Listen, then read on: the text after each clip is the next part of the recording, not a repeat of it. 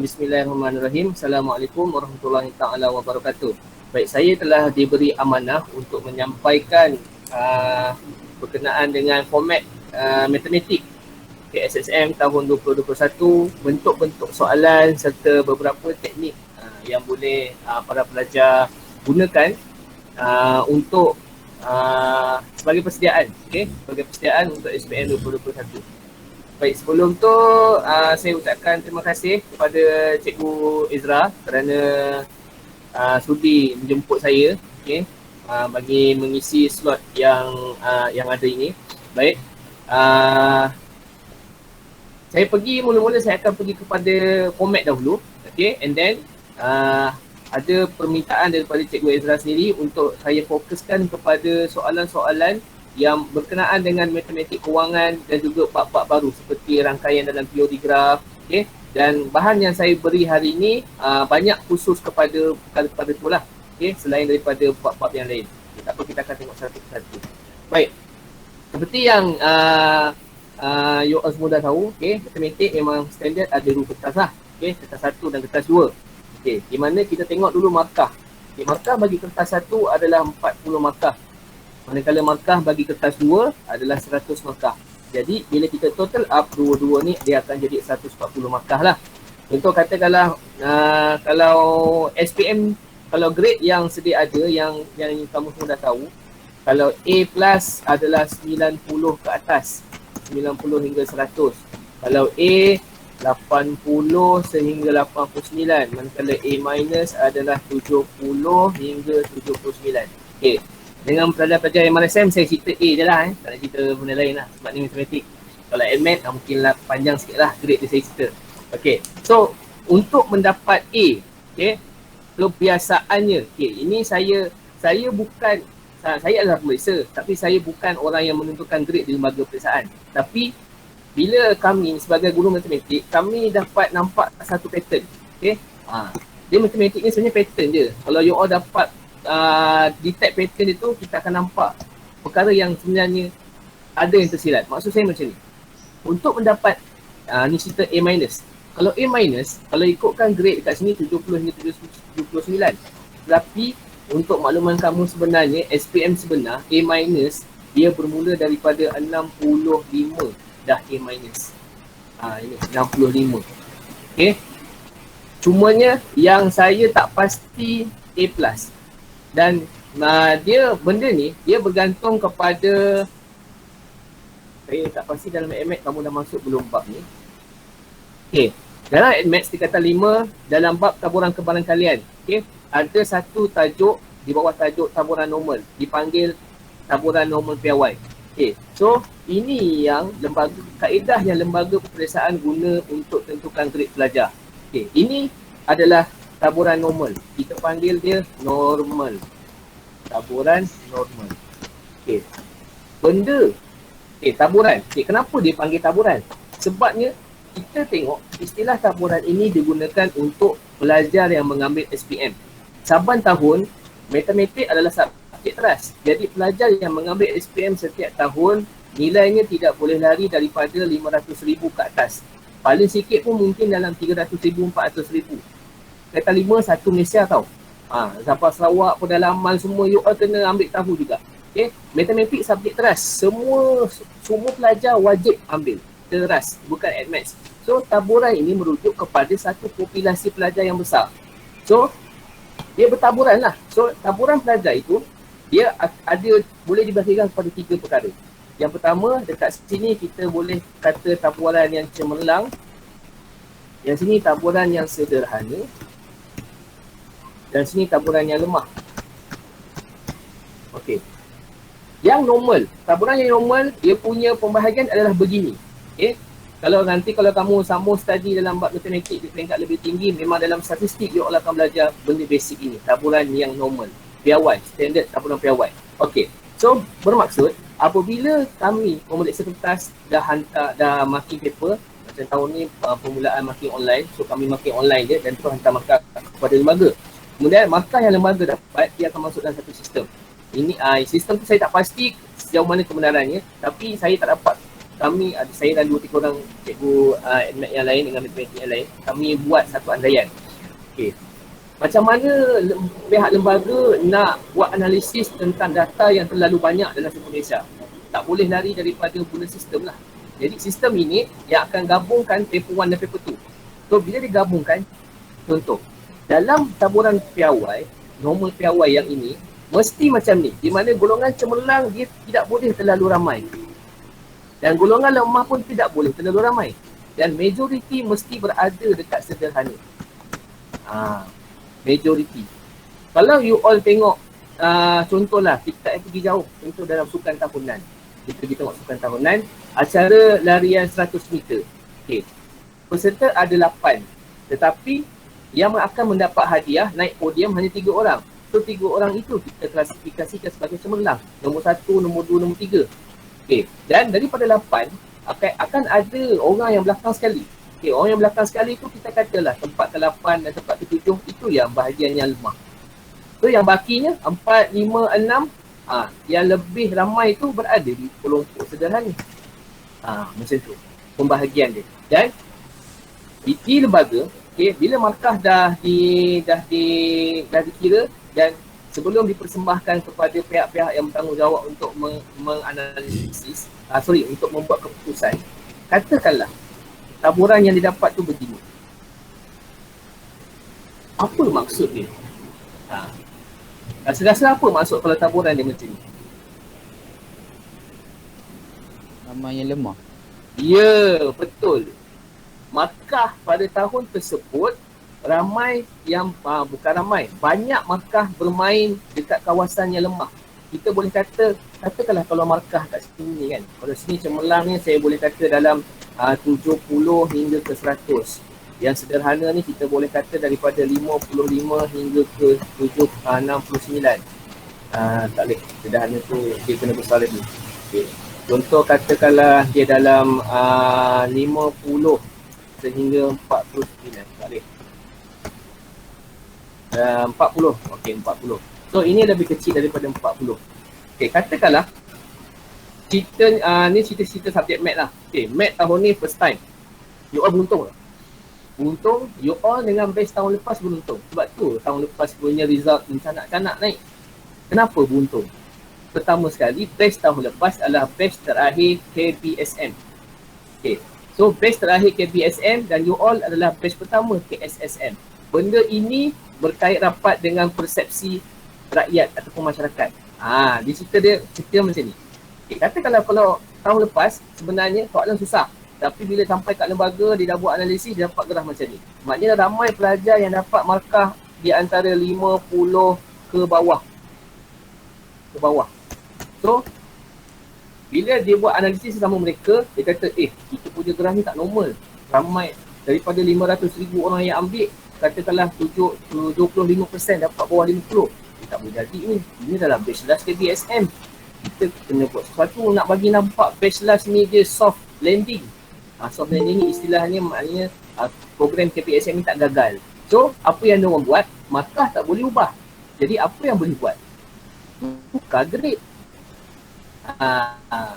Itulah biasanya saya bagi tahu. Kalau dalam maths, sebelum ni biasa dapat B+, A-, tetapi bila SPM tiba-tiba dapat A solid. Itu maths. Kalau maths sebelum ni tak pernah lulus.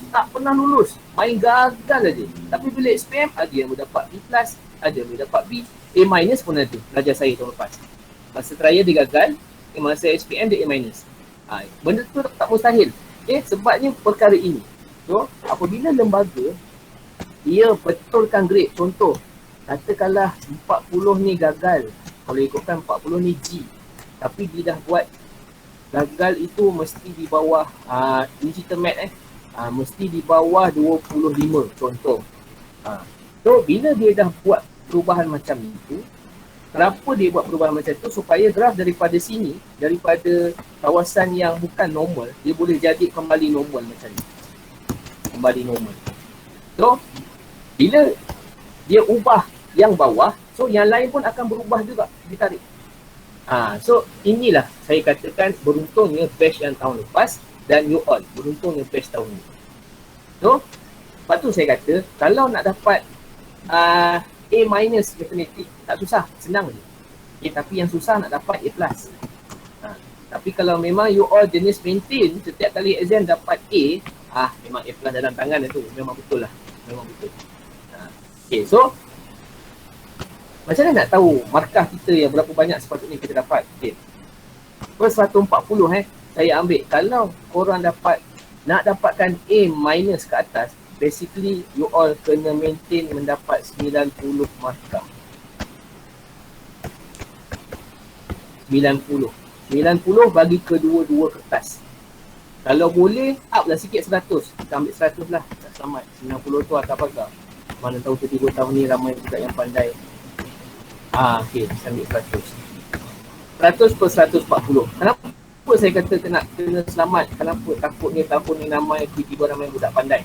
Okay, tengok taburan normal, dia mesti normal. Kalau dia tak normal, dia ada dua sebab sahaja. Sebab yang pertama di bahagian belajar dan sebab yang kedua di bahagian soalan. Okay. Kalau macam cerita cikgu, MRSM Mersing ni MRSM Ulu Albab bukan Premier, okay. Okay, you all tahu tak pasal MRSM Ulu Albab, subjek dia? Tahu tak? Okay, dalam MRSM Ulu Albab, dia sama juga macam sekolah kementerian yang SMKA dengan SABK, di mana dia ada subjek Hifz Al-Quran. Nama subjek tu Hifz Al-Quran. Okay, subjek ini 90% markah SPM datang daripada dia buat ujian lisan di sekolah yang di handle oleh guru-guru. Okay, so nak jadi cerita, berita yang kami di sekolah-sekolah agama ni baru dapat tahu, tahun lepas A plus Hifz Al-Quran subjek markah dia adalah 98. So kalau ada kawan korang sini, korang yang MRSM Ulu Albab yang ambil subjek Hifz Al-Quran, dia dapat A plus, maknanya markah dia 98 atau 99 ataupun 100. Kenapa jadi macam tu? Sebabnya apabila kalau dia buat ikut markah taburan yang normal yang biasa ni, A plus ni, okay, dia punya ni akan jadi macam ni. Ramai sangat yang dekat cemerlang. Dia tak boleh juga ramai sangat yang cemerlang. Dia mesti normal. Hidup ni memang tak adil. Dia tak boleh ramai sangat cemerlang, dia tak boleh ramai sangat lemah. Dia mesti balance. Yang sederhana mesti lebih ramai daripada yang kedua-dua tadi. So sebab itulah grade markah grade itu dinaikkan. So mana-mana pelajar yang dapat 90 ataupun sampai 97, dia dapat A solid lah, dia tak dapat A plus. Ini markah ini info yang baru saya terima lah. So sama juga dengan subjek, dia bergantung pada tahun tersebut. Kalau tahun tersebut, bila korang jawab exam, bila ramai kata susah lah, korang pasti bila ramai kata susah. So bila ramai kata susah, tendensi untuk grade itu turun lebih rendah adalah tinggi berbanding bila korang jawab exam. Ini cerita bersemuka, exam memang bersemuka. Korang keluar dewan, korang rasa susah, tapi korang boleh kata soalan tadi macam dia sebut senang je, bahaya, itu bahaya. Tapi kau rasa susah, itu bahaya. Maknanya grade dia memang akan tinggi.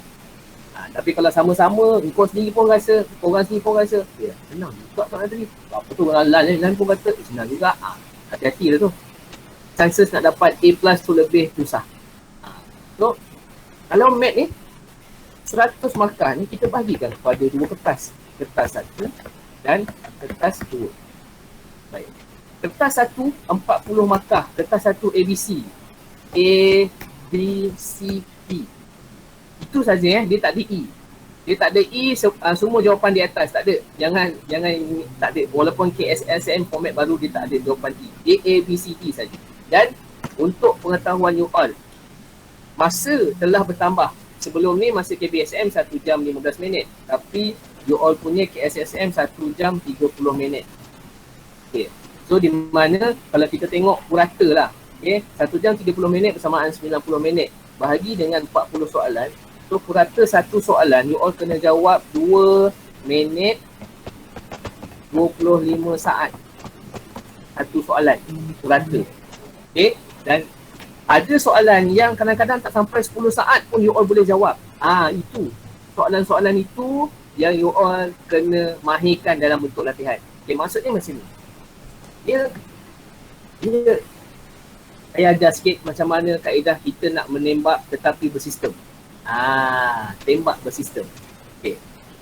Dalam SPM, okay, nisbah jawapan bagi A, B, C dan D ni tidak jauh. Bermaksud, kalau A ni 9, okay, B ni mesti 11. Kalau C tu 12, D tu mesti 8. Macam tu je. Dia takkan terlalu jauh. Dia takkan jadi 7, 13, tak. Ada certain tahun dia jadi 10, 10, 10, 10 jawapan dia. Ada certain tahun dia jadi 9, 10, 11, 10. Macam tu, range dia. Bermaksud jawapan A mesti ada 9, jawapan B mesti ada 11. Okey. So, kita tahu dalam soalan bahagian A, dalam soalan kertas 1, ada 40 soalan. Memang you all takkan sempat nak jawab semua soalan walaupun masa bertambah menjadi 1 jam 30 minit. Apa yang you all boleh buat? Dengar cakap saya ni betul-betul. Soalan pertama sampai soalan 10 adalah soalan kebiasaannya soalan yang beraras rendah. Okey, jawab itu dulu. Dan biasanya pelajar dalam masa 15 minit, 20 minit memang boleh siap. Dan kebiasaannya betul. Okey, lepas tu soalan daripada nombor 11 sampailah nombor 29. Ini soalan yang beraras sederhana dan ada juga soalan aras tinggi. Okey, kemudian soalan 30 sehingga 40 soalan yang aras sederhana tetapi banyak melibatkan bab yang fresh lagi di kepala otak korang baru belajar. So, tips dia adalah jawab dulu soalan 1 sampai 10, lepas tu lompat pergi kepada soalan 30 ke 40. Jangan menggatal pergi jawab yang 11, 29. Sebab ini yang kebiasaannya pelajar banyak spend masa, habis masa kat sini. Bila habis masa kat 11 sampai 29 tu, masuk soalan 30 tu, alamak 15 minit lagi masa. Lepas tu, padahal soalan dia senang. Macam metrik, macam penjelmaan yang simple, translasi dia simple je sebenarnya. Tapi sebab korang dah spend time banyak dekat sini. Hati-hati. Okay, benda ni kena praktis. Okay, saya difahamkan you all adalah guru muda. You all praktis dulu. Okay, ambil dekat pasaran sekarang ada lah buku PSSM yang ikut format dia. Boleh pakai. You all praktis dulu soalan daripada nombor 1 sampai 10, lepas tu pergi 30-40, baru buat 9-29. Baru you all tunjuk dekat kawan-kawan di sekolah. Kadang-kadang benda ni kena praktis. Kalau you all tak buat, lepas tu bila sembang dengan kawan, bila kawan buat tak jadi, semua nak jawab. You all kena try dulu. Okay. Benda ni saya dah try memang untuk pelajar saya yang last minute punya budak pun, dia memang belajar pun memang ada last minute. Tapi nak buat macam mana, kita tak boleh ubah sikap orang. Okay, melainkan dia nak berubah. Bila last minute dia baru sedar, saya cakap macam ni je. Kau nak A, memang A tu memang jauh lah. Kau nak B ke, kau nak C? Kau nak C. Dia nak B dulu. Kau nak B ke lah cakap aku. Kau buat macam ni. Memang latihan pun dibiasakan buat macam ni. 1-10, dia buat 30-40, lepas tu baru pergi yang sebalik ni. Bila setiap kali exam, setiap tahun bila saya jumpa pelajar macam ni, bila saya cakap, saya kata apa? Saya kata macam mana? Jawab tadi. Cukup masa lagi. Pada saya cukup masa tu pun cukup lah. Lepas tu bila result SPM keluar, ada yang dapat B+, ada yang dapat A-, tinggi lah. Daripada grade masa trial dia dapat D, dapat C+, okey lah tu. Okay? Daripada tak dapat langsung, daripada markah dia rendah. Sebab matematik ni antara subjek yang diberi keutamaan untuk masuk untuk permohonan UPU. Matematik dan matematik tambahan. So, nak tak nak matematik ni paling busuk pun kena dapat A-. Tapi kalau dah 500,000 orang pelajar student, kalau 200,000 dapat A-, dia akan tengok lah siapa yang lebih tinggi daripada tu untuk isi kota-kota yang ada. Sebab tu you all kena lebih. Okey, untuk soalan objektif A, B, C, D. Okey, dia bagi tahu kat sini, kalau you all tengok aras kesukaran. Aras kesukaran dekat sini 5-3-2. Okey, apa itu 5-3-2? Maksudnya macam ni. Soalan 40 soalan. So 5-3-2 total dia adalah 10. Jadi 5 ni adalah aras rendah. 3 ni aras sederhana. Dan 2 ni aras tinggi. Okay, so macam mana nak tahu berapa banyak soalan aras rendah? 5 daripada 10 darab dengan 40. Kenapa 10? Sebab 5 campur 3 campur 2, 10. So, bila kita kira, kita akan dapat 20 soalan. So, separuh daripada soalan itu aras rendah. Aras rendah ni soalan macam mana? Bentuk piawai, asas nombor, indeks yang diberi nombor simple-simple yang melibatkan kuasa dua sempurna, perfect square. Jap, cikgu, dia orang dalam kelas campur-campur ke DLP saja? DLP. Kalau tak faham istilah bagi tahu saya takut saya lupa nak translate. Okay. So 20 soalan sahaja dah aras rendah. Kalau 20 ni senang je. Sebab tu saya kata utamakan dulu 1 sampai 10 ni, kemudian baru pergi ke 30 40. Sebabnya 20 soalan banyak dekat situ. Lepas tu kalau yang aras sederhana 3/10 darab dengan 40. Lebih kurang dalam 12 soalan aras sederhana. Aras sederhana ni daripada 12 soalan ni, okay, maybe korang cukup masa nak buat dalam 7 ataupun 8 ni. Sebab aras sederhana yang menjadikan soalan itu aras sederhana adalah cara soalan ditanya, lapisan soalan ditanya. Semakin tinggi aras soalan, semakin banyak lapis dia. Contoh dia nak benda lain, korang kena cari 2 benda lain dulu. Itu sederhana. Kalau tinggi lagi dia nak benda lain, korang kena cari 4 perkara sebelum benda itu baru dapat benda yang dia cari. Aras tinggi 2 daripada 10 darab dengan 40. 8 soalan. Tapi tak mustahil korang boleh buat. Tak mustahil. Benda tak mustahil. Okay. Dengan praktis lah. Nak pula KSSM memang setakat ni kalau saya buat survey di kalangan kawan-kawan saya ajar maths, memang diorang kata ajar maths lagi susah daripada ajar maths. Susah tu bukan sebab apa? Sebab banyak bab baru satu. Okay. Yang kedua, pelajar bila tanya soalan, okay, cikgu nak bukan boleh bagi jawapan terus untuk bab baru. Kalau bab yang lama tu tak ada masalah lah, dah biasa. Tapi bab baru mostly matematik kewangan. Matematik kewangan daripada form 3 you all dah jumpa. Simpanan pelaburan. Lepas tu masa form 4 you all jumpa pengurusan kewangan. Okay, masa form 5 you all jumpa lebih banyak insurans. Lepas tu pertukaian. Lepas tu pemodelan matematik. Pemodelan matematik tu hitung nantilah. Okay, itu saya tak sentuh hari ni sebab dia pemodelan matematik ni sebenarnya dia merangkumi semua perkara dalam matematik. Tapi tak apalah, nanti kemudian panjang lagi cerita ni. Okay, so itu kertas 1. Baik. Untuk kertas 1 dahulu, ada apa-apa soalan tak yang nak tanya? Yang korang nak tanya? Tak ada? Tak ada? Ya, Zulkifli. Jelas korang ingat tanya. Okey, tengok kertas 2 pula. Kertas 2 ni tricky sikit. Kertas 2 dan hari ini yang saya nak tunjuk lebih pada kertas 2. Okey. Ujian bertulis kita tahulah. Okey. Ada 3 bahagian. Bahagian A, bahagian B dan bahagian C. Baik. Bahagian A ada 10 soalan di mana jumlah markah dia 40. Bukannya satu soalan tu 4 markah, tak. Dia boleh jadi satu soalan tu 2 markah, paling sikit 2, paling banyak 5. Sulat markah dia paling sikit 2, paling banyak 5. Okey. Macam tu kan dia tulis. Sulat markah dia. Lebih kecil daripada 5, lebih besar daripada 2. Di antara itu, sulat markah. Okey. So, itu bahagian A. Okey. Bahagian B. Bahagian B pula ada 5 soalan. Okey. 5 soalan, 45 markah. Bahagian A tadi jawab semua, bukan pilihan.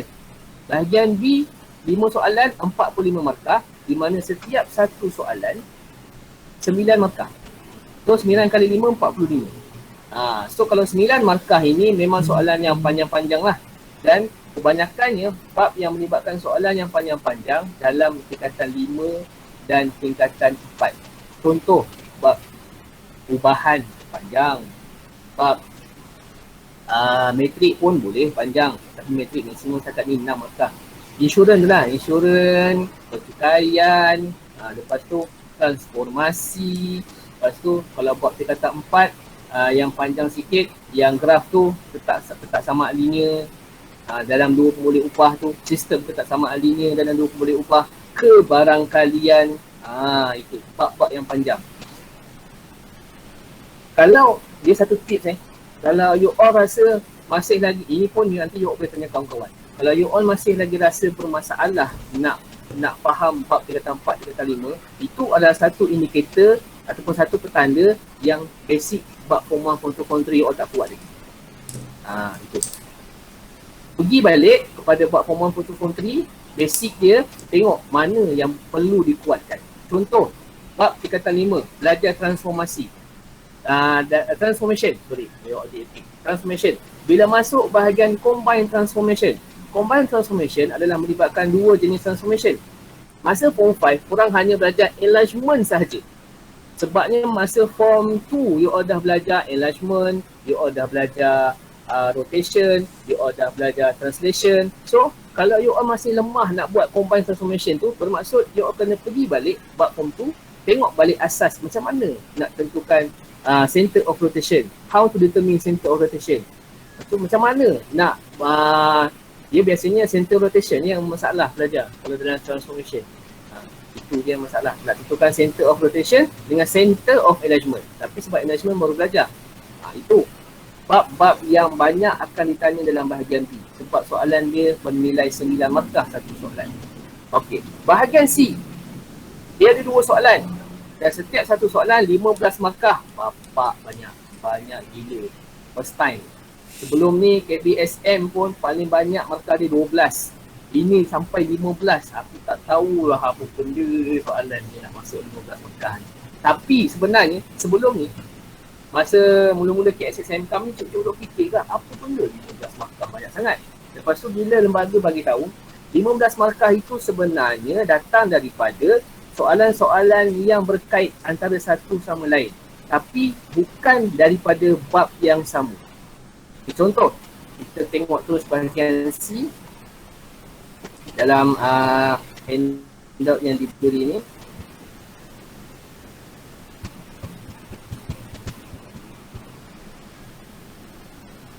Ini bahagian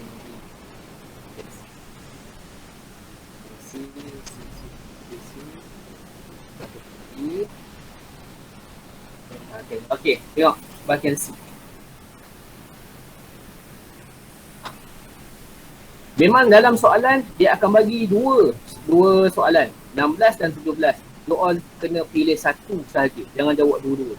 Melainkan you all dah siap jawab semua, lepas tu masa ada lagi setengah jam tak habis, 2 jam setengah, masa lagi setengah jam tak habis, bolehlah jawab dalam masalah. Okey, apa jadi kalau jawab semua? Tak ada masalah. Pemeriksa akan pilih markah yang tertinggi. Kalau dua-dua tu full mark, mana satu lah dia akan pilih, tak akan pilih dua-dua. Okey. So contoh macam ni, soalan nombor 16. Okey. Kalau kita tengok 16A, darjah 16 menunjukkan pelan sebuah taman bunga bentuk segi 4 tempat.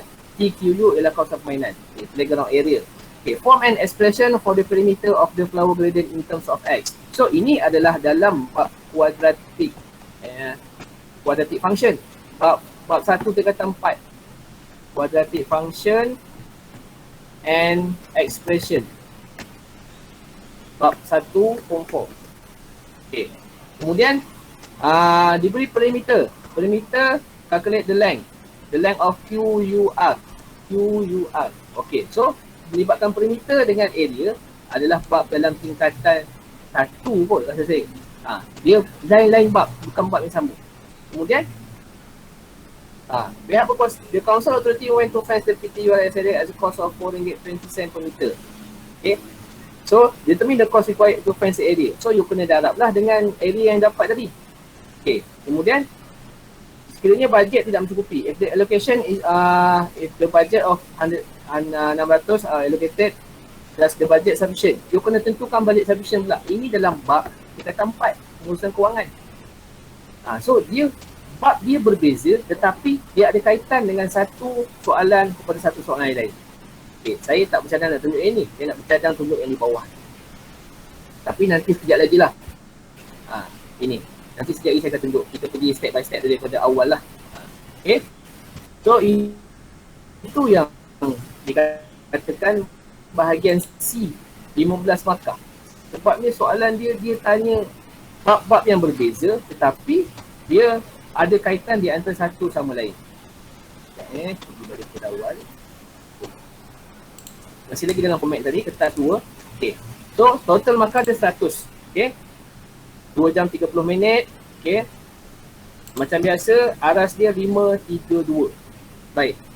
5-3-2 ni, okay, macam mana pembahagian dia? Okay. Bahagian dia, kalau macam kertas 1 tadi, 5-3-2 tu per dengan 40 soalan. Tapi, kalau dalam kertas 2, dia ikut setiap bahagian. Ikut setiap bahagian. So, contoh bahagian A 10 soalan. Kalau 5-3-2, kalau 5/10, 5/10 darab dengan 10 soalan, so akan ada 5 soalan yang aras rendah. Tetapi 5 soalan aras rendah tu bukan bermaksud 5 soalan. Okay, maksudnya contoh soalan soalan 1, kalau 4 markah, 2 markah aras rendah, 2 markah aras sederhana. Macam tu. So, tapi pada saya tentang aras-aras ni you all tak perlu tahu sangat. You all kena tahu macam mana nak buat saja. Okay. Okay, kita tengok. Ini. Ini adalah salah satu contoh soalan yang mengikut format SPM sebenarlah. Okay. Memang ikut format sebenar. Okay, kita tengok bahagian A. Bahagian A ada 10 soalan. 10 soalan dan markah dia macam saya kata tadi, paling tinggi 5. Paling rendah 3. Ada 5, ada 3, ada 4. Okay. So, bahagian B pula. Bahagian B ada 1, 2, 3, 4, 5. 5 soalan. Okay. So, 5 soalan. Setiap markah tu 9 soalan. Sebab total markah ada 45. Macam tu. Okay. So, kalau bahagian C pula, macam saya cakap tadi, 2 soalan. 2 soalan, tapi pilih satu je lah. So total dia memang akan jadi 100 kat sini. Per 100 lah total dia. Okay. Dalam soalan, dia dah bagi formula, jangan risau. Formula kali ni lebih, tak ada lebih banyak. Sama banyak lah. Tak macam AdMath. AdMath formula dia makin berkurang. Dia daripada 5 muka surat, dia 1 muka surat je formula AdMath. Okay. Nombor dan operasi. Ni formula. Formula ni adalah untuk indeks. Formula ni indeks, formula ni indeks. Okay, formula ni pula untuk bab tingkatan 3. Apa tu? Dalam bab investment. Pasal return of investment, pasal apa lagi? Return of investment, saham, apa, market value, apa semua tu lah. Benda-benda tu. Okay, lepas tu, inilah formula-formula yang diberi berkaitan. Ini dalam bab metrik. Ini dalam bab garis lurus, tingkatan 2. Metrik ni yang korang belajar tingkatan 5. Sukatan dan geometri. Semua ada. Semua dah ada. Tinggal nak tahu guna je. Luas permukaan. Surface area ni, kalau tak silap saya, sebelum ni masa KBSM pun ada diberi juga. Ini pun ni masih lagi diberi. Bermaksud soalan-soalan yang berkaitan pun akan ada juga banyak. Surface area. Jangan risau, nampak formula macam banyak. Tapi nanti bila you all dah biasa buat soalan matematik ni, senang je. Kali pertama ataupun contoh 2 ataupun 3 set soalan yang pertama you all buat memang struggle sikit. Tapi lepas tu, percayalah, memang senang gila. You all boleh fokus struggle untuk MX. Okay. Statistik dan probability. Ini dulu, formula ini bulat-bulat tau. Yang ini dah sampai nombor 8 ni. Dulu dalam AdMath. Sekarang dia bawa masuk dalam Math. Statistic and probability. Dalam form 5 tu, measures of dispersion. Yang dalam form 4 tu, sukatan serakan. Lepas yang form 4 tu apa itu? Barangkalian. Barangkalian 2 peristiwa bergabung. Probability of 2 combined events. Yang korang belajar itu. Semua probability yang korang belajar form 4 dan form 5, asalnya daripada AdMath. Dia bawa masuk ke Math.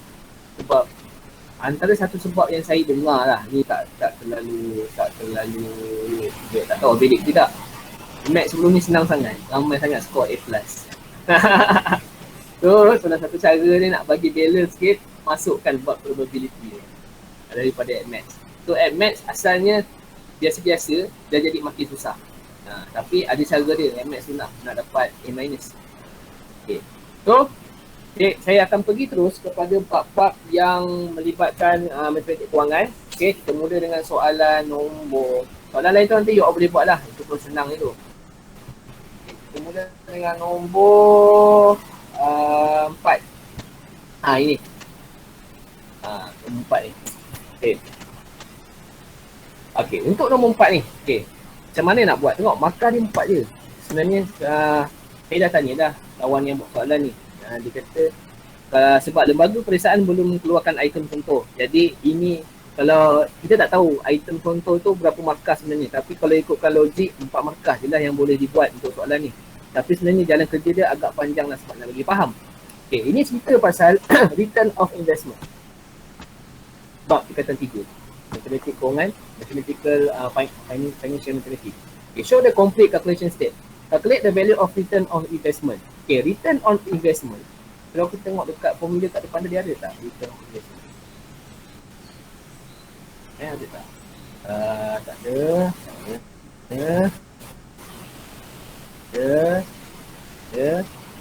Tak ada. Pun tak ada. Okay, so maksud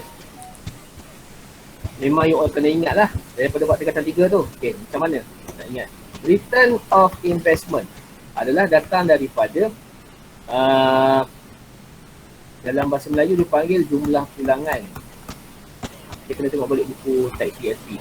Bahagi dengan nilai pelaburan awal. Nilai pelaburan awal darab dengan 100 plus 100. Okay. So, macam mana nak tahu jumlah pulangan? Macam mana nak tahu nilai pelaburan awal? Okey. Jumlah pulangan dekat sini adalah datang daripada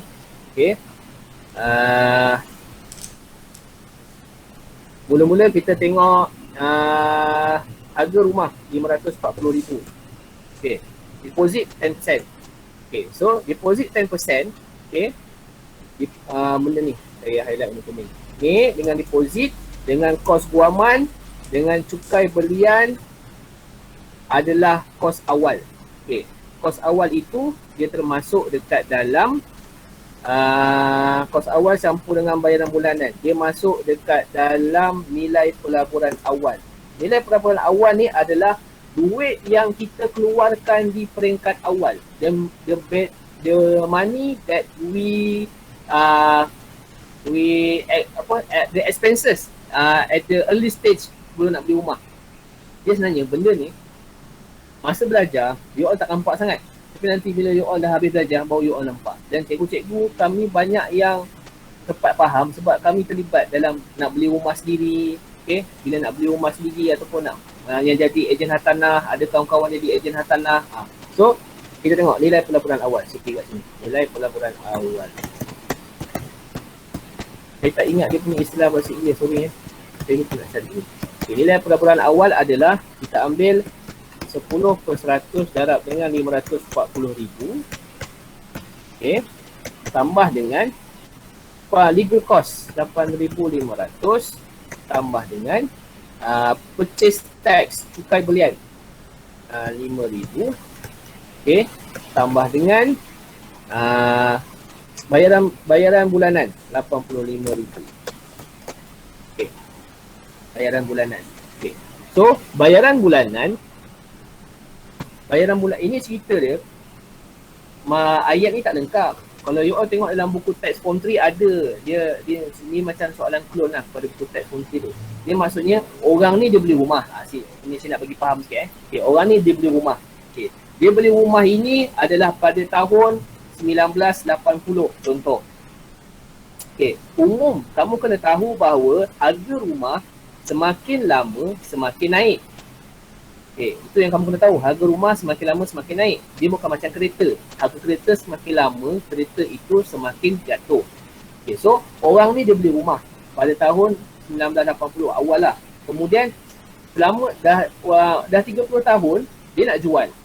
So harga semasa rumah itu, harga terkini masa dia nak jual setelah 30 tahun dia beli rumah tu adalah 540,000 ni. Ni.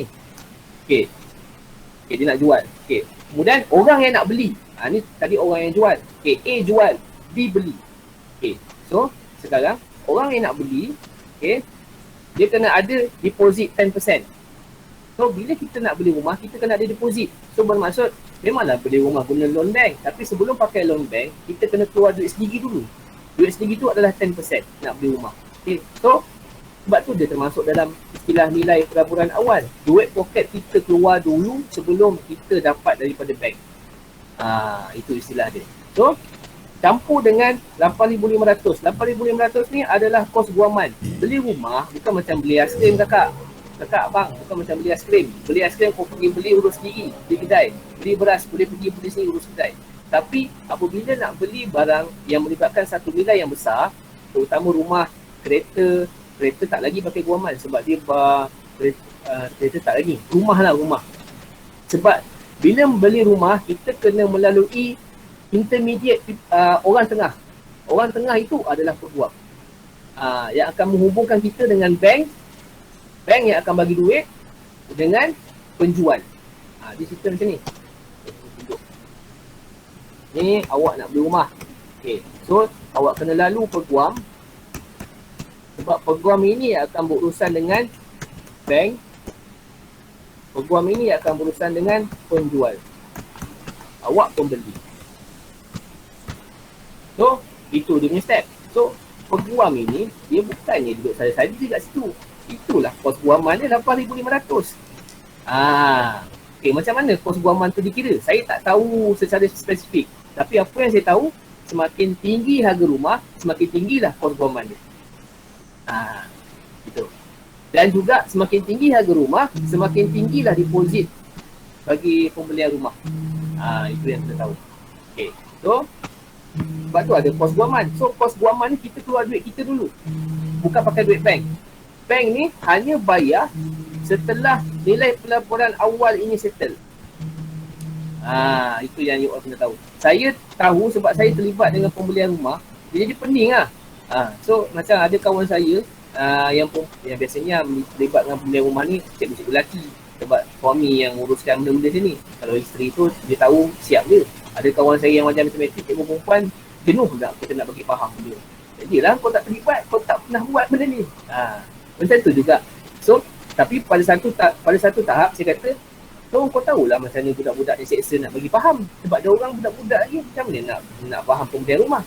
So, kita kena cari jalan, macam mana kau faham tu, itu juga cara kau buat supaya budak boleh faham. So, saya ajar pelajar saya dengan cara bercerita. Sebab saya nak katanya, kalau contoh pembelian rumah ni dah lalui. Kalau saya insurans saya pernah kemalangan 2 kali. So boleh cerita dah step-step dia apa yang kena buat dulu, macam mana, apa itu komprehensif. Jadi kita tengok sedikit. Okay.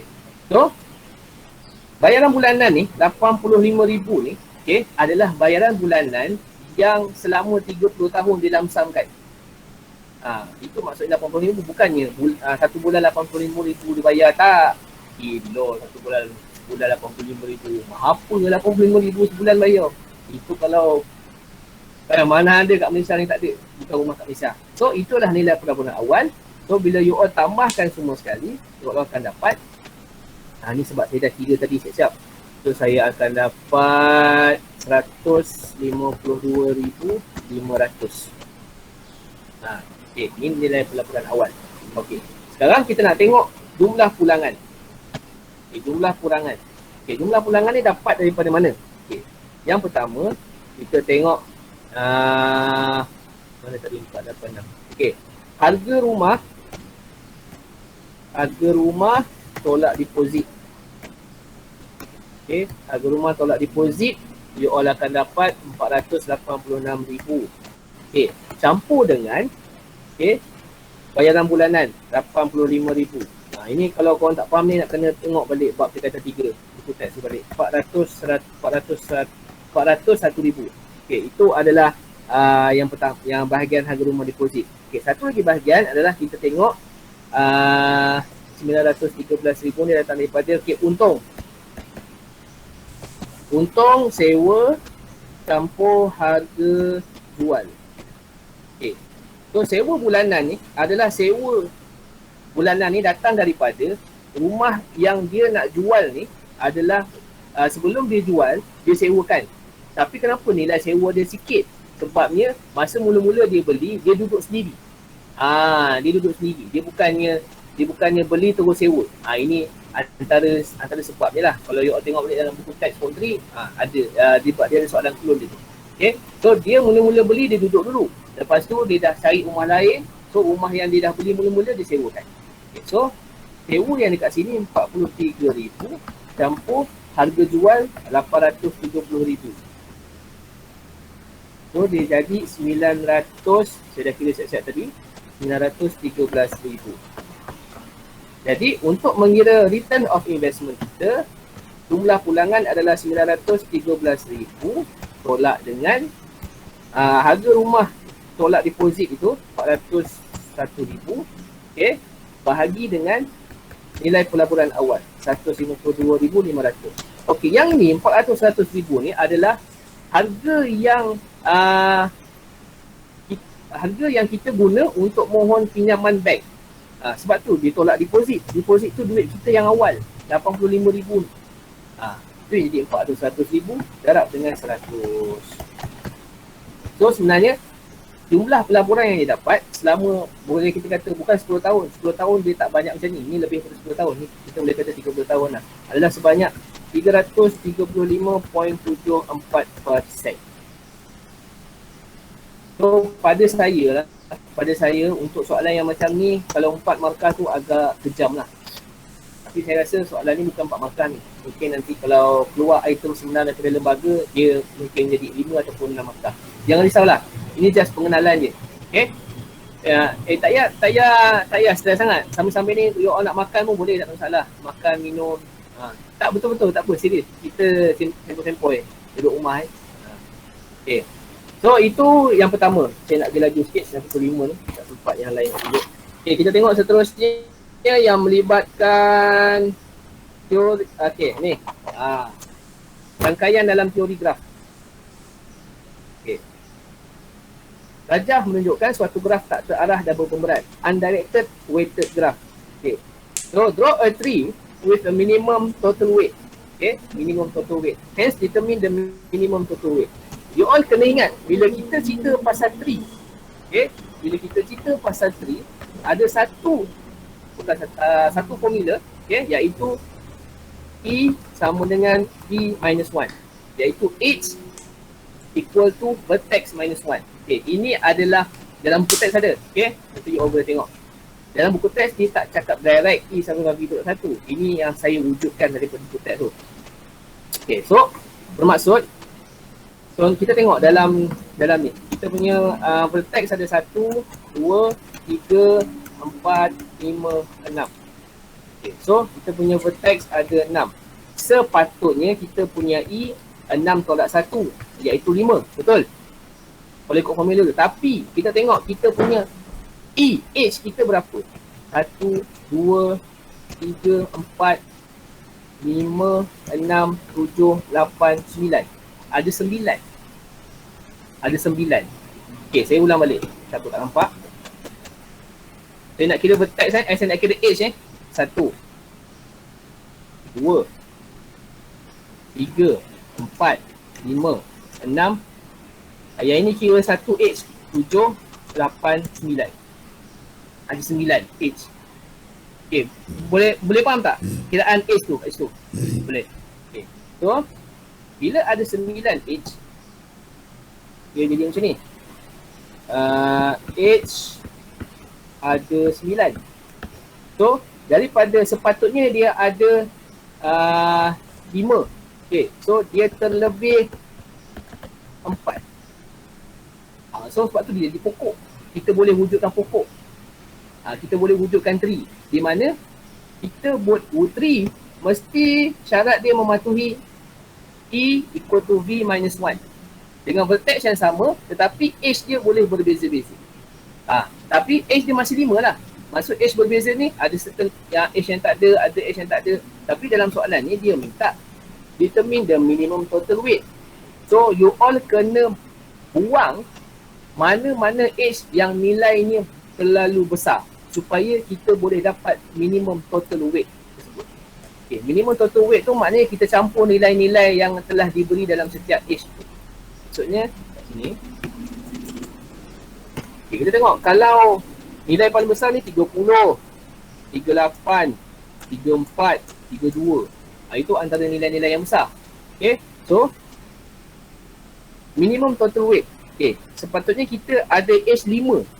4 yang saya bulatkan tu kebetulan adalah 4 yang nilai yang terbesar. So kita buang itu je lah untuk dapatkan nilai minimum. Okay, boleh faham tak tu? So bila kita buang, kita nak lukis macam mana? Kena lukis, you all kena lukis balik. B A 20. Kan? A F 16. Kemudian F D 28.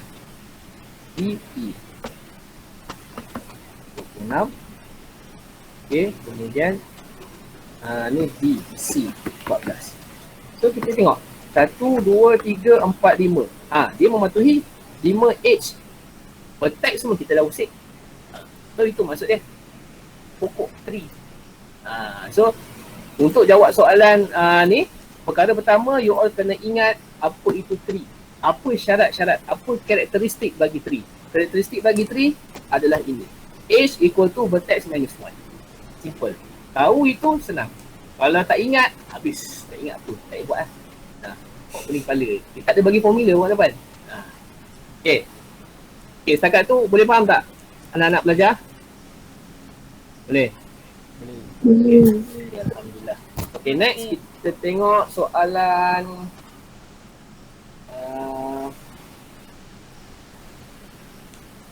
okay, soalan matematik kewangan.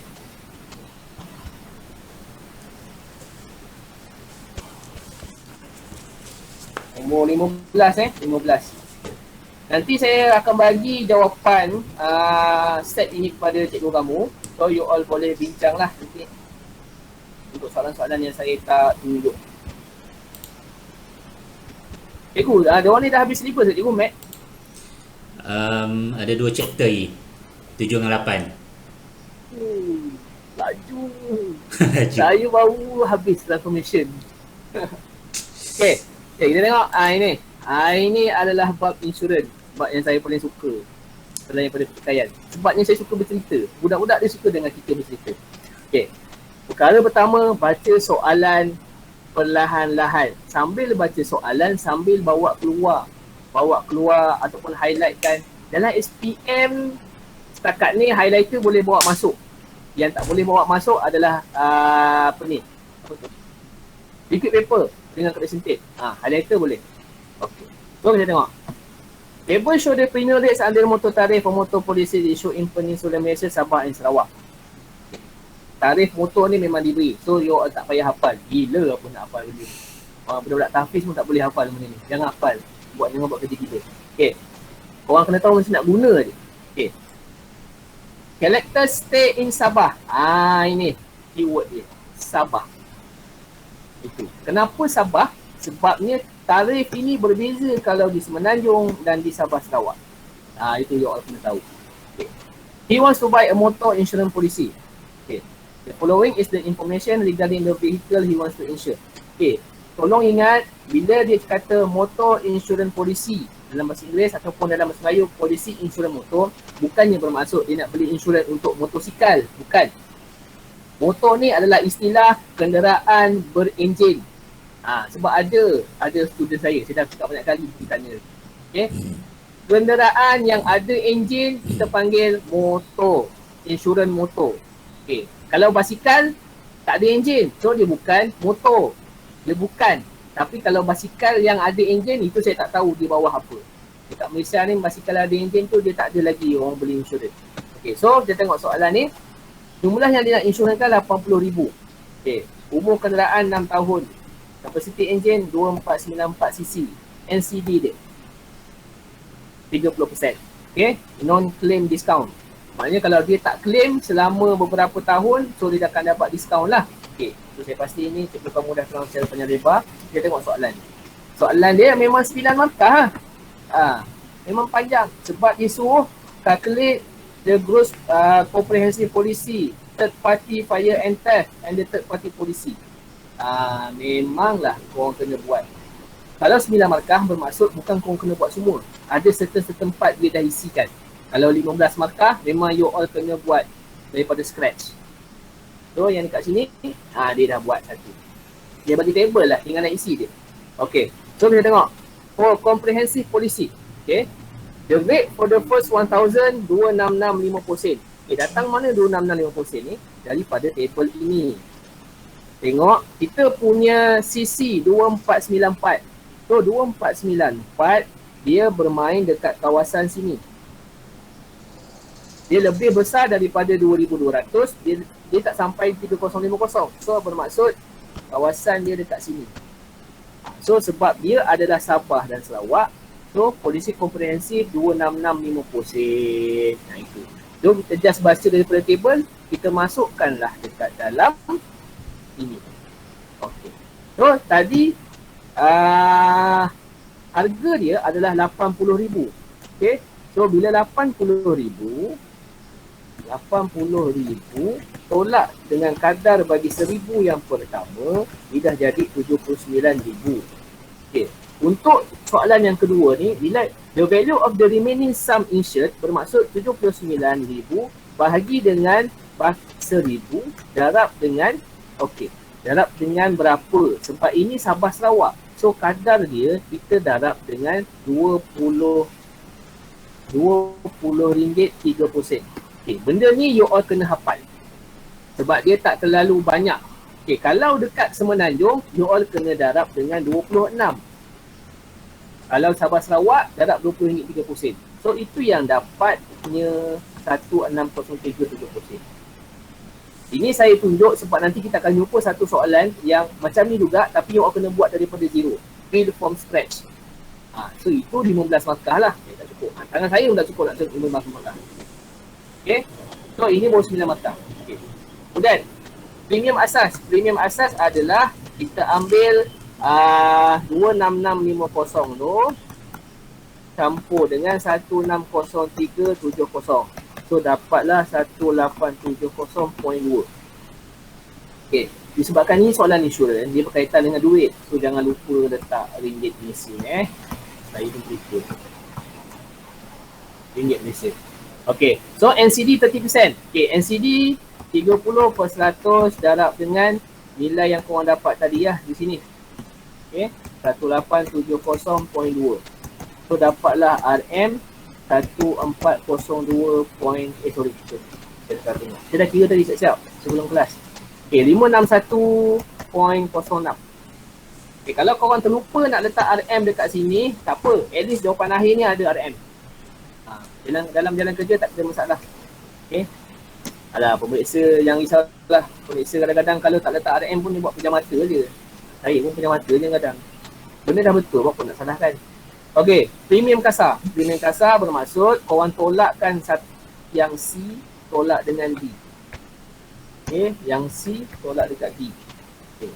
So dia akan jadi 1870.2 tolak 561.06. So dia korang akan dapat RM 1308.6. Itu untuk polisi komprehensif. Okay. Baik, untuk polisi pihak ketiga kebakaran dan kecurian. Okay, kebakaran dan kecurian. Okay. So premium asas dia, dia punya basic premium adalah 75% daripada basic premium komprehensif polisi. Itu kena ingat. Okay. Dia bukan tengok table. Okay, tengok table lah. Untuk yang tengok table hanyalah komprehensif dengan third party sahaja. Tapi kalau third party fire and theft 75%. Darab dengan premium asas tadi 1870.2 yang ni. So darabkan, you akan dapat RM 1402.65. Okay, kemudian NCD, ini typo cikgu yang buat soalan tu dia dah bagi tahu ada typo kat sini yang ikut ini. Okay. So seterusnya NCD 30% darab dengan 1402.65. Untuk dapatkan nilai NCD dia 420.8. Okay. So last kali premium A tolak dengan B lah. A ni tolak dengan B ni, nilai dia.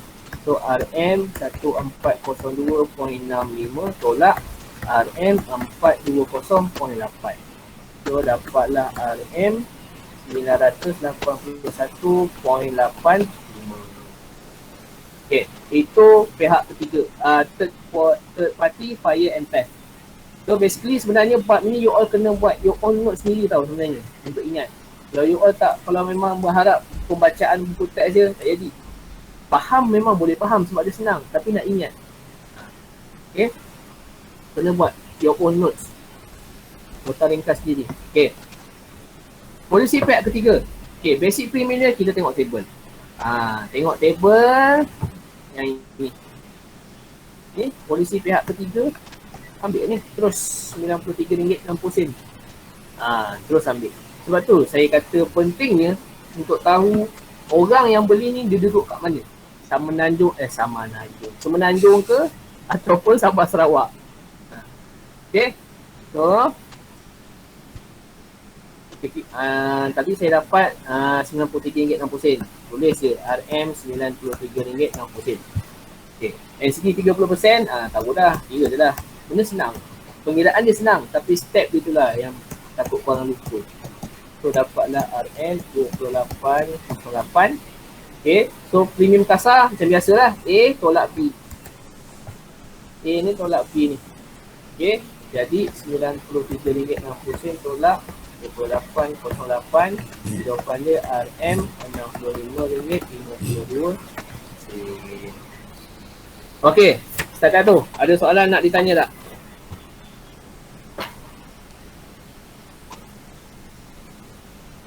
Ada soalan? Tak ada? Tak ada? Tak ada, saya sambung Okay, banyak lagi nak bincang ni. Tengah setengah jam ni. Tak ada? Okay, tak ada, saya sambung. Okay, next.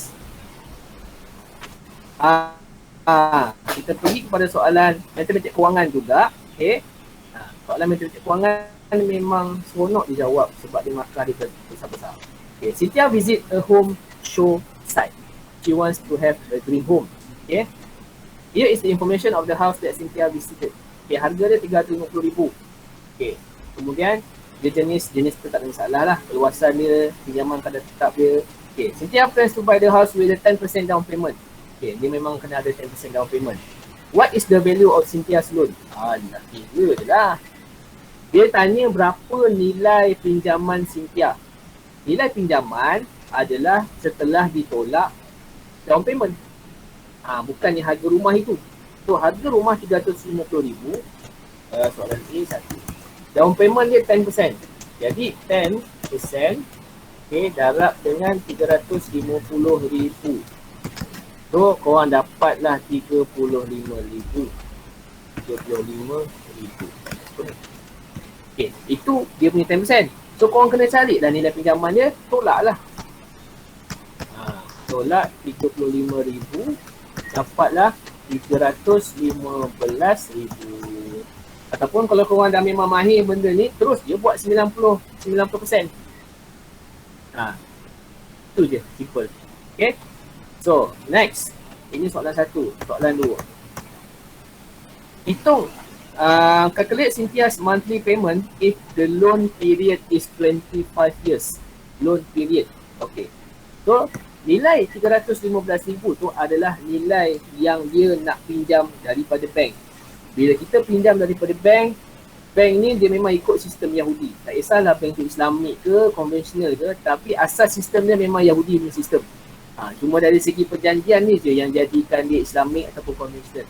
Okay, so bila sistem Yahudi, memang perkara pertama Yahudi fikir adalah mesti untungnya, tak boleh rugi. Bank takkan rugi. Bank mesti untung. So bila bank mesti untung, itu yang dia bagi rate ataupun istilah dia faedah. Interest. So interest yang diberi adalah 3.2% per annum. Per annum ni 1 tahun. So you all kena kira 1 tahun berapa interest darab dengan 25 tahun. So selama 25 tahun tu berapa interest dia? Lepas tu tak apa, kita duduk satu. Kita pun tak boleh juga. Okay, saya kira interest dulu. 3.2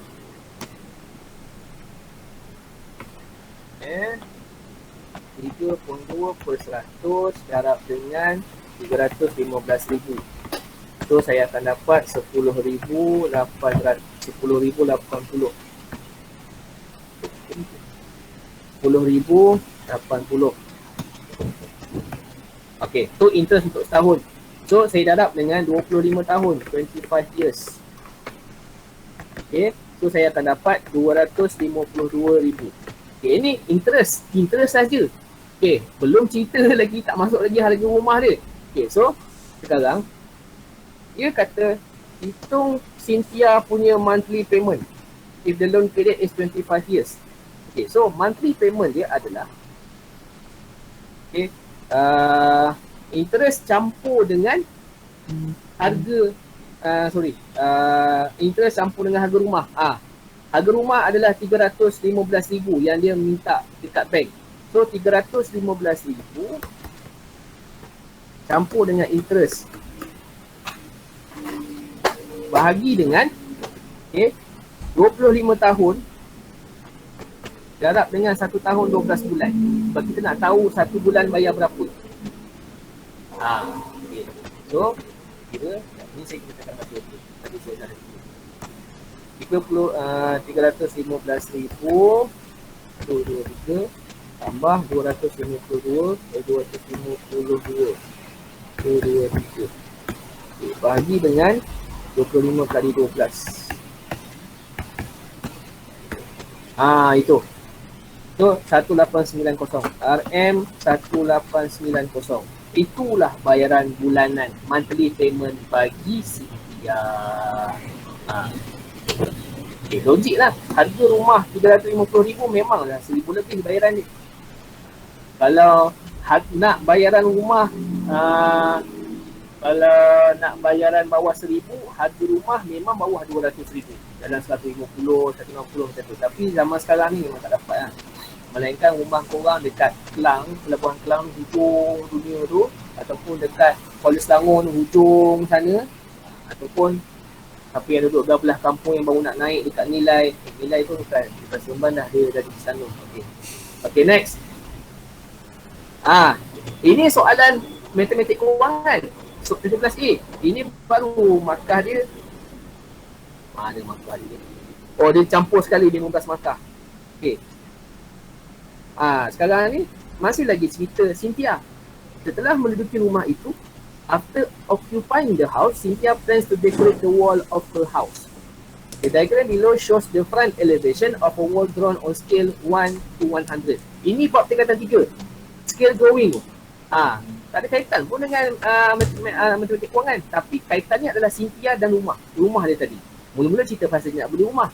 Lepas tu dia cerita pasal keluasan rumah. Inilah soalan yang babnya berbeza tapi dia berkait dalam bahagian C. Itu. So macam mana nak buat? Calculate the actual wall area excluding doors and windows. Okay. Tidak termasuk pintu dan tingkap. Okay, so dia akan jadi sentimeter. Okay, kita kena tukar kepada meter. Okay, so bila kita tukar kepada meter, kita bahagi dengan 100. Kemudian kita kena ikut dia punya scale ni. Kalau kita dapat satu ni bermaksud 1 meter, 1 kepada 100. So kita kena darab juga dengan 100. So last dia jadi macam masalah untuk setiap ukuran yang ada dalam ni. Untuk setiap ukuran yang ada dalam ni. Ini ukuran dalam lukisan. So bila dalam benda sebenar, sebab tu dia guna skala 1 kepada 100. So tapi 1 tu merujuk kepada 1 meter, nisbah dia kepada 100. Bukan 1 cm nisbah dia kepada 100, tak. Tu you all kena faham. Kalau tak ingat, throwback balik bab tingkatan 3. Okay. So dia hitung luas kawasan dinding sebenar. So dia buatlah macam ni. 17 darab dengan 5.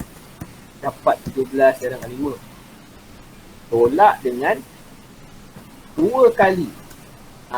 Calculate the actual wall area. Ni sebab tidak termasuk maknanya sebab tu kita tolak. Kita tolak tingkap, ada 2 tingkap, 2 kali 2 dan 1 pintu. 1 kali pintu. So dapatlah 74. Itu luas. Sebabnya kebetulan dia bagi ni dalam cm dan kebetulan pula nisbah dia 100. 1/100. Kalau ni sebab dia 1/1000, so dekat sini korang kena darab dengan 1000. So dapat 170. So dekat sini nilai dia semua akan tambah 10 kat belakang. So kena hati-hati tengok skala dan tengok dia punya unit. Okay, ini soalan A1, soalan B1. Okay, soalan B2. 1 liter of paint contain an area of 7 meters square. Determine the volume of paint needed to paint the entire wall. Okay, tadi kita dapat luas dia 74. So kita nak bahagi dengan satu area dalam rumah tu. So kita akan dapat 10.57. Okay, so kita 10.57 inilah volume of paint, isi padu paint ni yang kita dapat untuk kita cat rumah tersebut. Okey, kemudian dia pergi kepada soalan berikutnya, berkenaan harga pula. The price of can of paint is 120 if one can contains 5 liter of paint. Okay, calculate the number of can needed and hence calculate the cost. Okay, harga setin cat, satu tin cat ada 5 liter cat. Okay, so kita kena kira 1 liter punya unit, 1 liter punya pengiraan. So 10.57 bahagi dengan 5 untuk dapat 1 liter. 1 liter korang akan dapat 2.114. Okay, so sebab harga dia 1 liter, hitungkan kos dia, harga setin cat. So 2.114 darab dengan 120. So dapatlah RM 253.70. Itulah harga untuk dia cat rumah tersebut. Secara okey. Okey. Itulah soalan bahagian C. Bahagian A itu maknanya ni lah, A ni. Okey. A ni. So lepas tu ini bahagian mentrik kewangan dia. Masuk soalan B pula, dia dah tanya bahagian scale drawing, lepas tu dia tanya pasal isi padu, dia tanya pasal wash. Soalan macam ni lah, you all kena familiar. Okay, alright. Ada masa lagi sikit. Okay, so setakat tu boleh ikut tak? Boleh faham tak kelas? Boleh cikgu. Alhamdulillah. Alright. Okay, so seterusnya kita tengok soalan ni. Ini saya dapat daripada kawan saya. Ya, soalan ni dia buat untuk pusat untuk program tuition rakyat Selangor. Memang soalan ni memang terbaik lah. Kita tengok. Okey, saya tak nak pergi yang ni. Saya nak pergi kepada soalan nombor 5 terus. Kad kredit bab tingkatan 3. Kredit kad. Okey. Saya mengajar form 4, form 5. So, form 3 saya tak ajar. So bila budak yang batch korang ni dekat sekolah saya, batch korang dia daripada form 3 bila naik form 4, dia minta saya ajar bahagian pelaburan ni, saya kena study dulu. So itu yang bila saya study, saya kata sebenarnya kalau ikutkan form 3, form 4, form 5, form 3 punya kewangan lagi susah daripada form 4, form 5. Form 4, form 5 senang sikit. Sebab form 3 punya kewangan belajar dia senang, tapi situasi dia boleh pelbagaikan sebab dia melibatkan pelaburan. So kalau korang tak faham terms dalam soalan tu memang susah. Nak kad kredit. Orang mana pakai kad kredit lagi? Saya yang dah kerja pun saya tak pakai kad kredit. Kad kredit ni bala, jangan pakai. Bala, jangan. Melainkan korang memang bisnes yang kad kredit tu ada kaedah dia nak pakai. Okay, kita tengok sini. Wan Zarila menerima penyata kad kredit bagi bulan Mei. Kita dia bulan Mei. Jumlah terkini bagi tertunggaknya ialah 4350. Bawa keluar maklumat. Baki tertunggak 4350. Okey. Dengan kadar faedah yang dikenakan 18%. So faedah 18%. Okey. Kemudian syarat yang ditekan dalam nyata itu adalah 15 hari tanpa faedah. Okey, syarat dia 15 hari tanpa faedah. Ini dia cara kita nak deal dengan soalan yang ayat-ayat panjang. Baca satu, keluarkan maklumat. Baca satu, keluarkan maklumat. Itu dia cara dia. Supaya kita tak stres nak baca lagi sekali dengan panjang-panjang macam tu. Okay. Dan 1% setahun bagi cas bayaran lewat. 1% setahun cas bayar lewat. Okay, macam tu. So, macam mana kita nak, mula kita baca dulu, bagi habis lah soalan tu. Okay. Kemudian dia kata, didapati bahawa bagi tempoh sepanjang bulan Jun, okay, bagi tempoh sepanjang bulan Jun, Puan Zarila tidak membuat sebarang transaksi menggunakan kad kredit. Dia tak guna langsung kad kredit. Okay. Tapi tiba-tiba soalan kata, hitung bayaran minimum yang perlu didapatkan Puan Zarila. Padahal dia tak guna kad kredit bulan Jun. So kalau korang memang dah lupa langsung bab kad kredit ni, memang tak boleh jawab lah benda ni. Sebab dalam bab tingkatan 3, buku teks ada kata bahawa bayaran, sebab dia kata calculate the minimum payment. Okay. Minimum payment tu adalah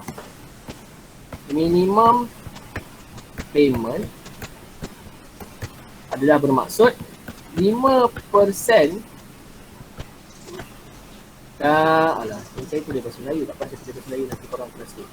5% daripada jumlah baki akhir penyata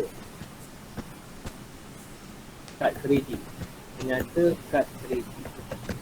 Atau minimum RM50.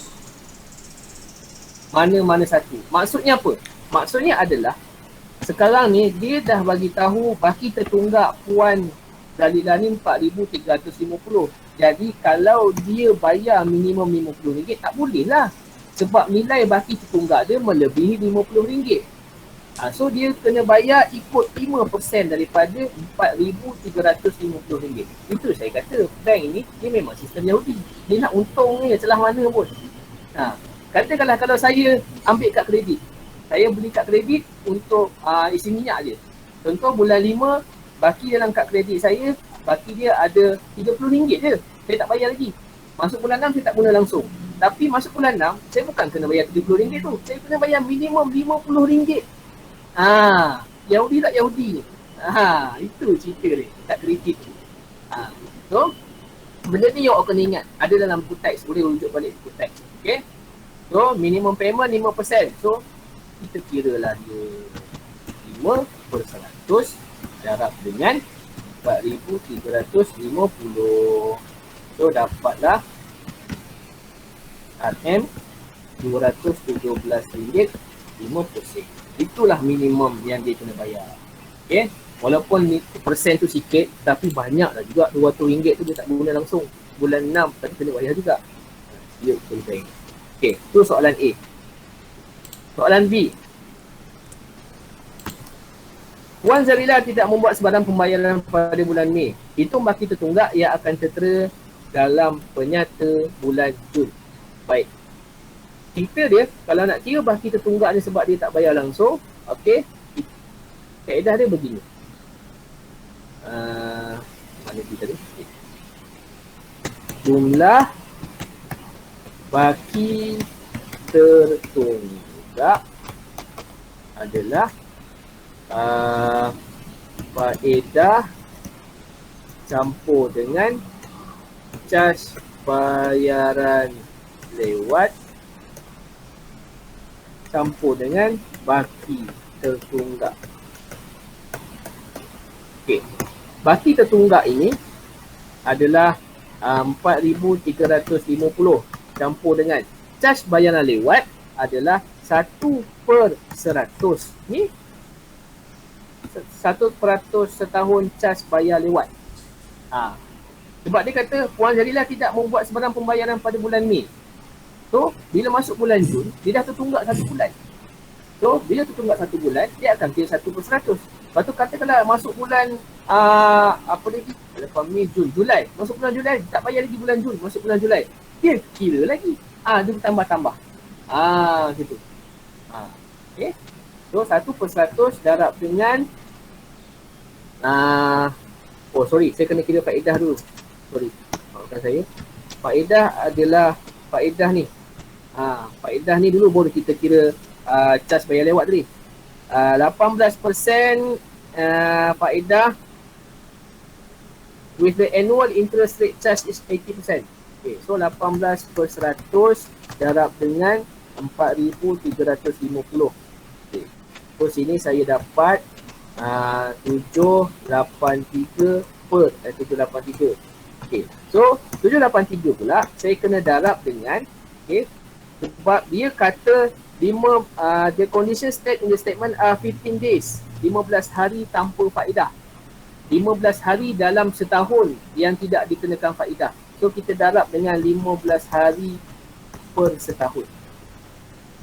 Ini kerikat punya, you akan rujuk balik to teks. Tahu ni, you tak ingat ni, RM32.18. So ini adalah faedah yang ini. Okay. Kalau baki tertunggak tu yang ini. Okay, sekarang saya nak kira charge bayaran lewat. Okay, charge bayaran lewat adalah merujuk kepada 1%, 1/100 setahun charge bayar lewat. Okay, darab dengan, okay, tertunggak dia tadi 4,350. Kemudian dia tambah dengan ni 18% dia tadi. Gila tak gila. Dalam charge tu ada charge lain lagi yang dia akan di-chargekan.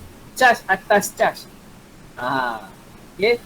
So 1/100 darab 4,318, so dapat RM RM43.82.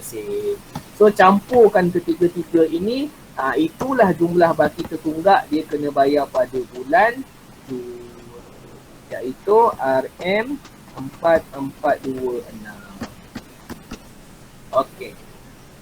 Soalan. Kita tanya soalan. Kalau tak faham. Dia bukan kau tak faham, kau tak ingat ni.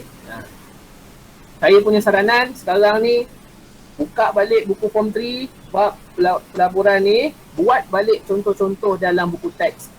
Kalau korang tak ada, dalam Telegram banyak ada grup-grup yang ada bagi buku teks digital tu, ambil. Buat nota sendiri. Belajar dengan cara menulis lebih berkesan daripada belajar baca aja. Kalau belajar baca aja lama-lama, kalau menulis tu, orang punya otak dengan korang punya fizikal tu bergerak sekali. So dia aktif. Okay. So ada soalan tak yang ni? Tak ada? Okay. Last. Soalan seterusnya yang last ni adalah melibatkan ni. Graf. Okay. Diberi maklumat seperti yang berikut. Berteks dia ada 7. Kita tulis. Berteks ada 7. Okay. So, dia suruh construct a complete graph with multiple age and loops. Okay. Bukan cerita pasal tree tak. Okay. So, kita tengok age. Age dia ada berapa? Age dia ada 1, 2. Dia ada multiple. Multiple yang ini. Kemudian dia ada multiple yang ini. Dia ada multiple yang ini. Multiple yang ini. Itu triple. Bukan multi lah. Itu triple. Okay. So, 1, 2, 3, 4, 5, 6, 7, 8, 9, 10, 11, 12, 13, 14, 15. So dia punya age ada 15. So kita lukiskan. Saya buat 1, 2. 1, 2 tu adalah multiple. So itulah multiple. Saya highlight tu. Kemudian 1, 4. 1, 4 bukan multiple. 1, 4 adalah, saya buat sini 4. Gitu. Okay, 2, 4 buat gitu. Okay, kemudian 2, 5 buat 5 kat sini. 2, 5. Kemudian 3, 4. 3, 4 ni multiple. Okay, so bila multiple ni, kita ni 4. Tak letaklah 3 dekat sini. Multiple. Okay. Kalau korang tak nak letak kat situ, boleh je letak dekat sini. Jadilah macam tu. Tak kisah. Jadi multiple. Jadi bukan ada satu kaedah tadi je. Tak kisah. Okey, kemudian 3, 6. 6 tak ada. 6 saya buat kat sini lah. 3, 6 satu kali je. Okey, 4, 5 ada multiple. Gitu. 4, 5. Faham kan? Faham? Boleh faham Okey, 4, 6. Sambung 4, 6. 4, 7. 4, 7. Lepas tu ada 6, 7, 6, 7, 6, 7. Okay, so saya buat 7 lagi. 4, 7. 7. So 6, 7 tu ada 3. 1, 2, 3. Gitu. Okay. Boleh bang kelas? Boleh. Okay, Alhamdulillah. Ada banyak ni saya tunjuk, tak sempat lah. Tak apalah, jawapan yang berbaki tu saya akan bagi pada cikgu kamu. Nanti you all boleh bincang dengan cikgu you all. Ada lagi 3 soalan. Dia lebih kepada matematik kewangan dengan apa tu, graf. Okay. So dengan masa yang ada itu sahaja. Kita boleh umpat yang betul lah. Okay, itu sahajalah yang sempat yang saya kongsikan dengan you all. Okay, so ada apa-apa soalan tak sebelum saya tamatkan? Pada petang ni. Tak ada. Sorry anak saya ni dah masuk bilik lah. Okay, so saya pulangkan balik kepada Cikgu Ezra. Terima kasih Cikgu Zulhanif di atas perkongsiannya itu tadi. Saya berharap para pelajar mampu untuk menghadam segala ilmu yang disampaikan dan di samping dan secara tak langsung dapat membantu guru-guru kita dalam mendidik rakan-rakan kelas yang lain. Dan kepada rakan-rakan saya berharap anda masih lagi berjuang, masih lagi buat yang terbaik sebab nanti takutnya nanti kalau SPM dah keluar but then kita tak buat yang terbaik, takut nanti kita menyesal. Kita tak buat yang terbaik, kita menyesal. Tapi kalau kita buat yang terbaik, kita cuba doa, istiqamah. Dan sekali exam tu SPM kita teruk, insyaAllah kita tak akan menyesal. Sebab apa? Sebab kita last sekali kita kena tawakal. At least kita dah buat yang terbaik, last sekali tawakal. Hikmah, adalah hikmah daripada apa yang berlaku tu.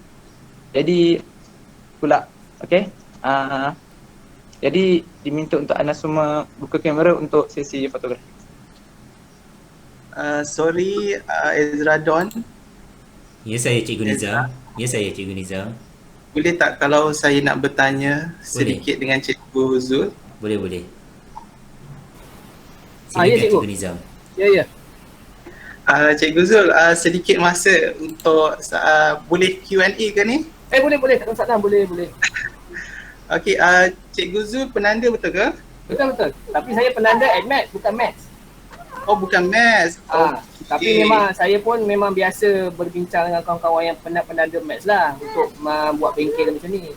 Memang benda yang sama juga lah yang saya beri. Saya nak tanya ada tiga perkara kat sini. Boleh. Yang pertama mengenai formula. Okey, mengenai formula.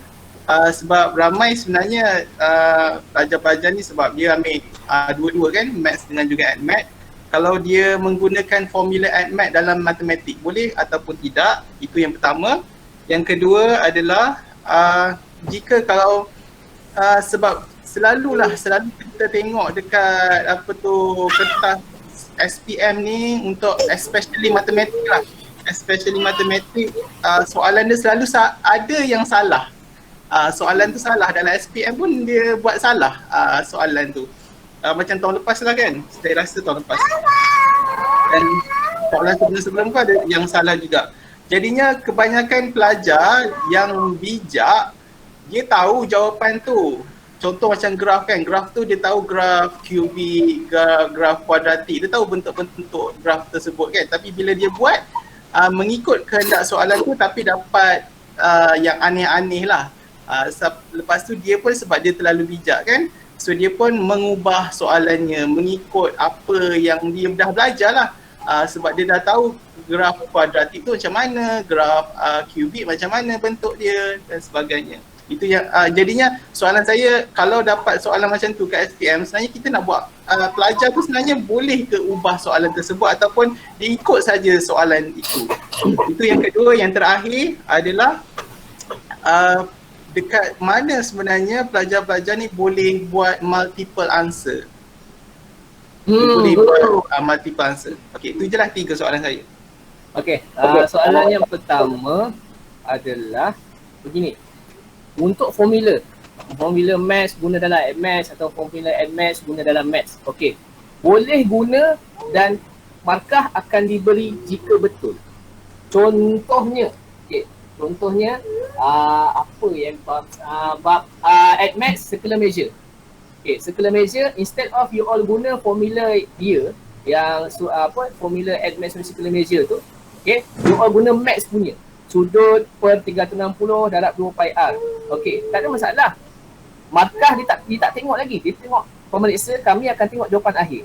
Kalau jawapan akhir betul, kalau markah soalan itu bernilai 5 ataupun 6 markah, memang kami akan bagi full mark.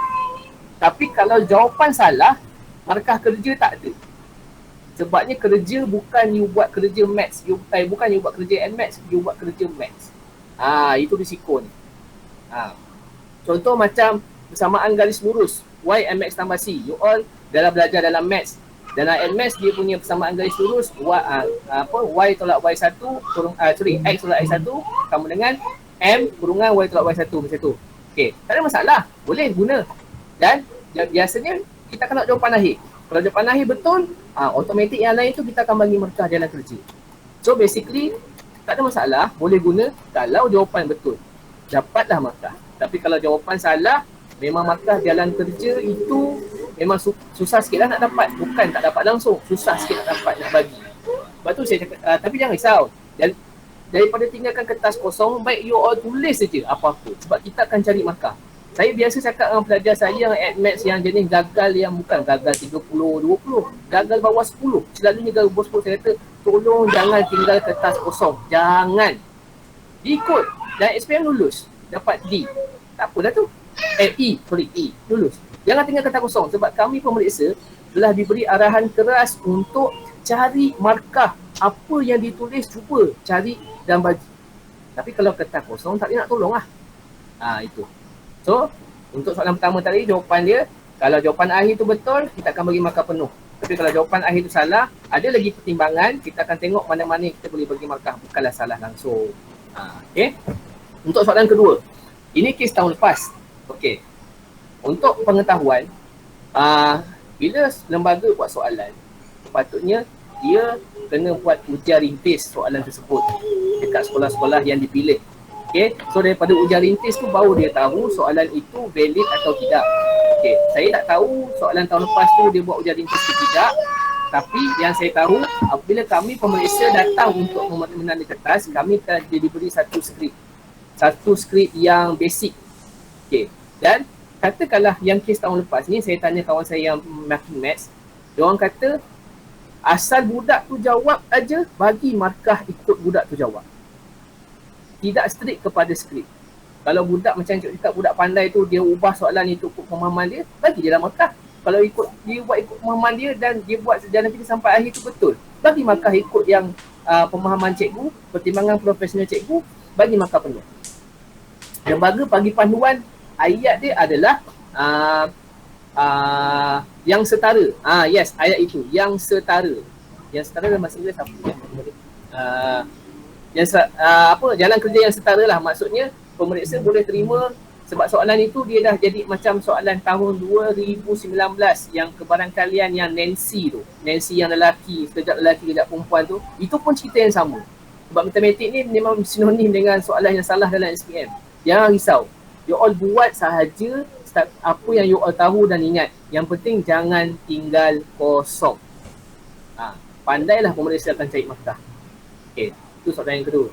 Soalan ketiga apa dia, saya tak ingat lah. Multiple answer. Okay. Ini saya share screen sekejap.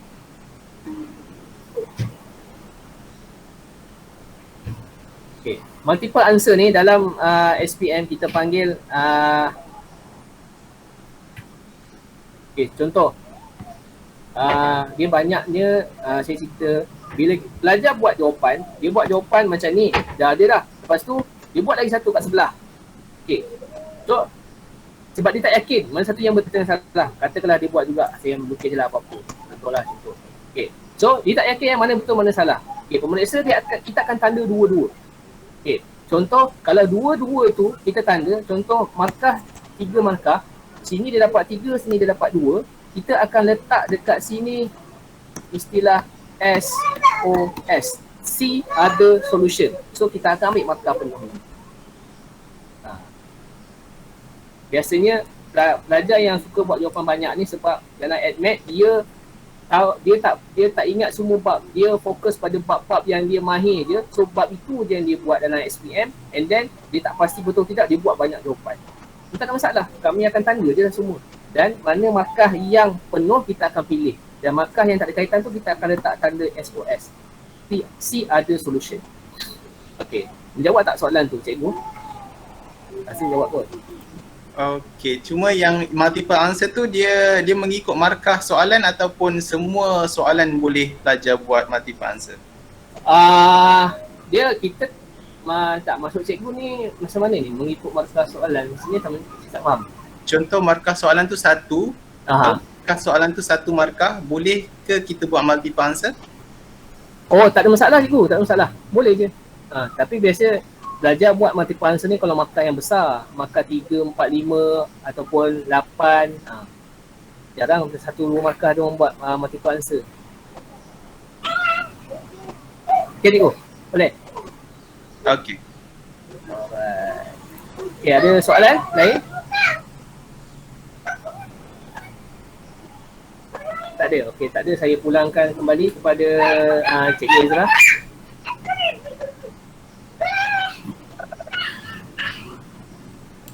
Okey, sekali lagi kami berterima kasih kepada Cikgu Zulhanif kerana meluangkan masa untuk kami berkongsi ilmu.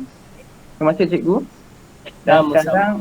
Dan sekarang kita bergerak kepada sesi fotografi. Diminta untuk hadirin sekalian membuka kamera.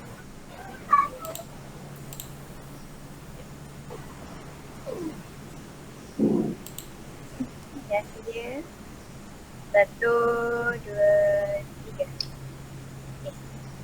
1, 2,